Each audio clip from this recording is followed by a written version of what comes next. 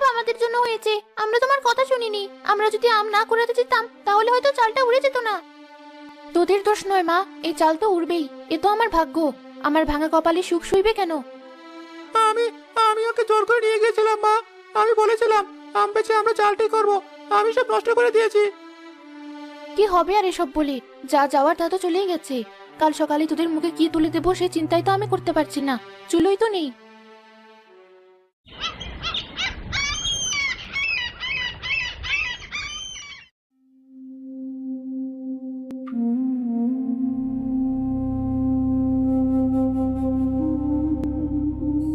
চৌধুরী সাহেব, আপনি এখানে?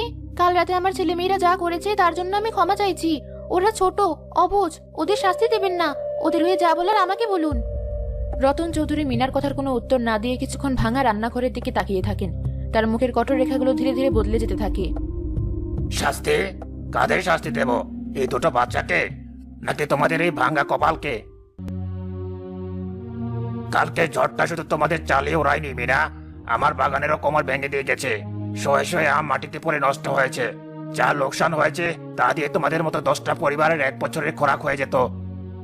এবার আমাদের ধরবে, পুলিশে দেবে। হ্যাঁ, কিন্তু আজ সকালে যখন এদিকে এলাম তখন তোমাদের এই অবস্থা দেখে আমার কি মনে হচ্ছে জানো? মনে হচ্ছে আমার টাকার লোকসানের চেয়ে তোমাদের এই এক রাতের সর্বনাশ অনেক অনেক বেশি। এই টাকাটা ধরো। আমি জানি এটা যথেষ্ট নয়, কিন্তু এটা দিয়ে অন্তত মাথার উপরে চালটা লাগানোর ব্যবস্থা করো। আর কিছু চাল ডাল কিনে বাচ্চাদের মুখে দুটো অন্ন তুলে দিও।